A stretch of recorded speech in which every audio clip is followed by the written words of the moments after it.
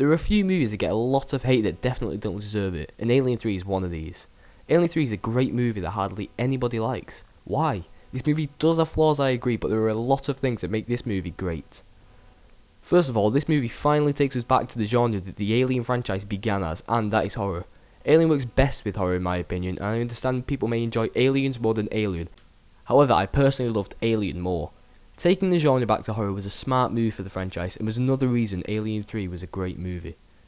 One of my favourite scenes from any Alien movie was the beginning of Alien 3 during the introductory credits. I understand a lot of people hated this move, and I can sort of see why.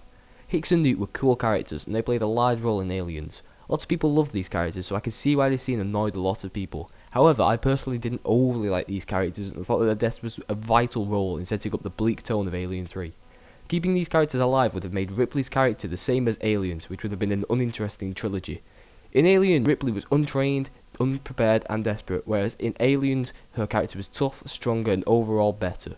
However, they needed a new personality and more development with their views of the aliens. Killing off Newts and Hits created a new, even deeper sense of hatred against them. By doing so, this meant that Ripley's fight was more personal and she was more bent on their destruction. This movie was extremely dark and bleak, considering it was a David Fincher film, which is correct tone for a movie about crashing in a hostile environment with all of her remaining friends killed. Not to mention that she's literally carrying an alien inside of her from the first scene. This movie hardly changes from a brown tint, and that just shows that being trapped with strangers in a prison with an alien will not change the fact that people are going to die. Main characters are going to die. With the opening scene being many main characters' deaths, the viewers understand that there is going to be casualties, with no warning, leading into a very famous scene of the alien almost touching Ripley's face.